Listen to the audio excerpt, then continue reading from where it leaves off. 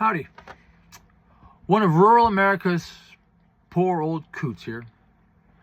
Today I'd like to talk to you about our kids. Life's going to be harder for my kids than it was for me. Why? Because I'm their dad, and you are yours. Can't and won't speak for mommy. My dad was a country boy, not a farmer. His dad did different jobs in rural America to provide for his family. But my dad got lucky. How? He survived World War II. Then when he and others like him returned home, our government, the people, rewarded him with the GI Bill. Only recently have we realized how the horrors of war can affect us long after the war is over. It is said, only the dead are free from war. Thanks to the generosity of the American people, my dad went from country boy to medical doctor. That is a big jump, which one today might compare to winning the lottery. Wasn't worth it in most cases.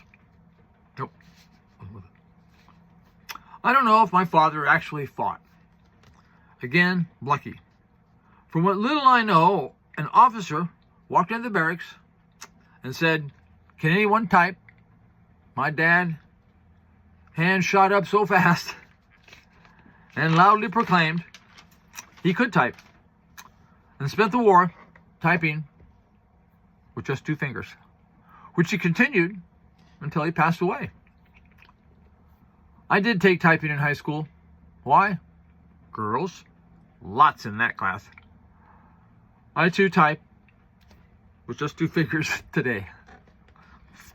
It is said you can take the boy out of the country, but not the country out of the boy. Or in my kid's case, the rural island. I hope they make the transition. I hope they made it, because they live here on the mainland too. Better than me, because I didn't, and I won't. I can only speak for myself, but my travels have shown me there are hundreds of millions, if not billions, who feel the same one way or another. Russians, Ukrainians, Poles, Latvians, Americans, and Hawaiians. As I look back, I can with 90 to 95% confidence that 2 groups have done the most damage and destruction to the human race: the rich and the priests. If one is both, guaranteed slavery. Either steel manacles or mind forged. Steel ones are easier to be rid of. Our forefathers saw that and wrote the Declaration of Independence and the Constitution. Guess who hates both? You're right. If you couldn't guess, you shouldn't be allowed to vote. And from its inception have tried to chip at it in hopes to destroy it. Until then, it was royalty appointed by God, or authoritarian dictatorship appointed by and held in power by the sword. And now the rich, Trump and his greedy friends, and the priests, the Heritage Foundation, have teamed up to bring that to us.